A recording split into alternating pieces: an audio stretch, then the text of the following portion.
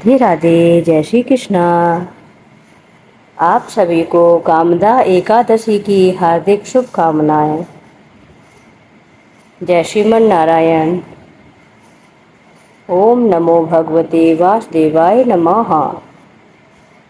कामदा एकादशी व्रत कथा।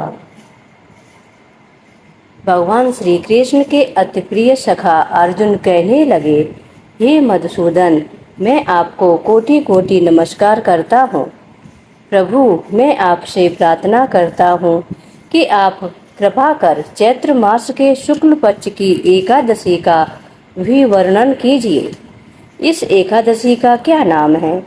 पहले उसे किन किन लोगों ने किया और इसके करने से लोगों को क्या फल प्राप्त होता है? श्री कृष्ण भगवान बोले, हे पार्थ, एक समय यही प्रश्न राजा दिलीप ने गुरु वशिष्ठ से किया था। वही संवाद मैं तुमसे सुनाता हूँ। राजा दिलीप ने गुरु वशिष्ठ से कहा, गुरुदेव, चैत्र मास के शुक्ल पक्ष की एकादशी का क्या नाम है? उसमें किस देवता की पूजा होती है तथा उसकी विधि क्या है? सो आप कृपा पूर्वक मुझसे कहिए। महर्षि वशिष्ठ जी बोले, हे राजन, चैत्र मास के शुक्ल पक्ष की एकादशी का नाम कामदा है। यह सभी पापों को नष्ट कर देती है। जैसे अग्नि सूखी लकड़ी को जलाकर राख कर देती है, वैसे ही कामदा एकादशी के पुण्य के प्रभाव से सभी पाप नष्ट हो जाते हैं और पुत्र की प्राप्ति होती है। इसके व्रत से मनुष्य कुयोनि से छूट जाता है और अंत में उसे स्वर्ग की प्राप्ति होती है। अब मैं इसका महात्म कहता हूँ, ध्यान पूर्वक सुनो। प्राचीन काल में भोगीपुर नामक एक नगर था, जिसमें पुंडरीक नाम का राजा राज्य करता था। राजा पुंडरीक अनेक ऐश्वर्यों से युक्त था। उसके राज्य में अनेक अप्सरा, गंधर्व, किन्नर आदि निवास करते थे। उसी जगह ललित और ललिता नाम के गायन विद्या में निपुण गंधर्व स्त्री पुरुष अत्यंत वैभवशाली घर में निवास करते हुए विहार किया करते थे। उन दोनों में इतना प्रेम था कि वे अलग हो जाने की कल्पना मात्र से ही व्याकुल हो उठते थे। एक समय राजा पुंडरीक गंधर्वों सहित सभा में शोभायमान थे। वहां अन्य गंधर्वों के साथ ललित भी गायन कर रहा था। उस समय उसकी प्रियतमा ललिता वहां उपस्थित नहीं थी। गाते गाते अचानक उसे उसका ख्याल आ गया, जिसके कारण वह अशुद्ध गाना गाने लगा। नागराज करकोटक ने राजा पुंडरीक से उसकी शिकायत की। इस पर राजा पुंडरीक को अत्यंत क्रोध आया और उन्होंने ललित को श्राप दे दिया। अरे दुष्ट, तू मेरे सामने गाता हुआ भी अपनी स्त्री का स्मरण कर रहा है। इससे तू नर बच्ची राक्षस बनकर अपने कर्म का फल भोग।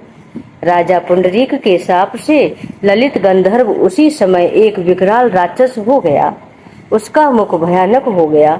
उसके नेत्र सूर्य चंद्र के समान प्रदीप्त होने लगे। मुंहों से अग्नि निकलने लगी। उसकी नाक पर्वत की कंदरा के समान विशाल हो गई और गर्दन पहाड़ के समान दिखाई देने लगी। उसकी भुजाएं 2-2 योजन लंबी हो गईं। इस तरह उसका शरीर 8 योजन हो गया। इस प्रकार राक्षस हो जाने पर वह अनेक दुख भोगने लगा। जब ललिता को अपने प्रियतम ललित का ऐसा हाल मालूम हुआ तो वह बहुत दुखी हुई। वह अपने पति के उद्धार के लिए विचार करने लगी कि मैं कहाँ जाऊं और क्या करूं, कैसे अपने पति को इस नरक तुल्य कष्ट से छुटकारा दिलाऊं। वह राक्षस घोर वनों में रहते हुए अनेक प्रकार के पाप करने लगा। उसकी पत्नी ललिता भी उसके पीछे पीछे जाती और उसकी स्थिति देखकर विलाप करती रहती। एक दिन वह अपने पति के पीछे घूमते घूमते विंध्याचल पर्वत पर चली गई। उस स्थान पर उसने श्रृंगी ऋषि का आश्रम देखा। वह शीघ्र ही उस आश्रम में गई और ऋषि के सन्मुख जाकर दंडवत प्रणाम किया। विनय भाव से प्रार्थना करने लगी, हे मुनि, मैं वीर धनुवा नामक गंधर्व की कन्या ललिता हूँ। मेरा पति राजा पुंडरीक के शाप से एक भयानक राक्षस हो गया है। उससे मुझको महान दुख हो रहा है। अपने पति के दुख के कारण ही मैं भी बहुत दुखी हूँ। हे ऋषि श्रेष्ठ, कृपा करके आप उसके राक्षस योनि से छूटने का कोई श्रेष्ठ उपाय बताएं। उसका सारा वृतांत सुनकर ऋषि श्रृंगी बोले, हे गंधर्व कन्या, चैत्र मास के शुक्ल पक्ष की एकादशी का नाम कामदा एकादशी है। उसके व्रत करने से मनुष्य के समस्त कार्य शीघ्र ही सिद्ध हो जाते हैं। यदि तू उसके व्रत के पुण्य को अपने पति को देगी तो वह शीघ्र ही राक्षस योनि से छूट जाएगा और राजा का श्राप शांत हो जाएगा। मुनि के ऐसे वचनों को सुनकर ललिता ने आनंद पूर्वक व्रत किया और द्वादशी के दिन ब्राह्मणों के सामने अपने व्रत का फल अपने पति को दे दिया और भगवान से प्रार्थना करने लगी, हे प्रभु, मैंने जो यह व्रत किया है उसका फल मेरे पति देव को मिले, जिससे उनकी राक्षस योनि शीघ्र ही छूट जाए। एकादशी का फल देते ही उसका पति राक्षस योनि से छूट गया और अपने पुराने स्वरूप को प्राप्त हुआ।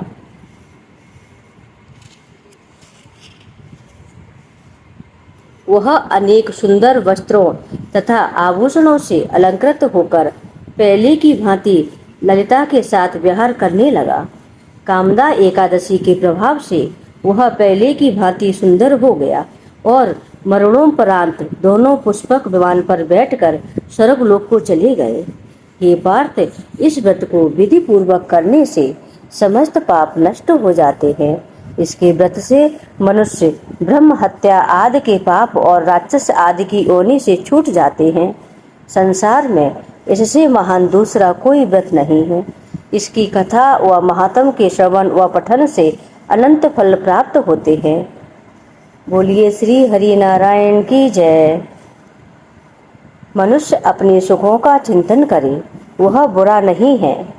यह बुरा नहीं है, किंतु समय असमय ऐसा चिंतन मनुष्य को उसके कर्तव्यों से विमुख कर देता है, जिससे उसे घोर कष्ट भोगने पड़ सकते हैं। गंधर्व ललित ने भी राक्षस होकर घृत कार्य किए और कष्ट भोगे, किंतु भगवान विष्णु की कृपा का कोई अंत नहीं है। वह मनुष्य को उसका मन चाहा फल दे देते हैं, किंतु जब मनुष्य स्वयं कर्म करे और उसका फल किसी दूसरे को अर्पण करे तो उसका वह कर्म तप से भी अधिक प्रभावशाली होता है और पुण्य दान करने वाला देवतुल्य हो जाता है। बोलिए श्री हरि नारायण की जय। जय श्रीमन नारायण। श्रीमन नारायण नारायण हरि हरि, भजमन नारायण नारायण हरि हरि। तेरी लीला सबसे न्यारी न्यारी, हरि हरि। श्रीमन नारायण नारायण हरि हरि, भजमन नारायण नारायण हरि हरि। ओम नमो भगवते वासुदेवाय नमः। ओम नमो भगवते वासुदेवाय नमः। ओम नमो भगवते वासुदेवाय नमः।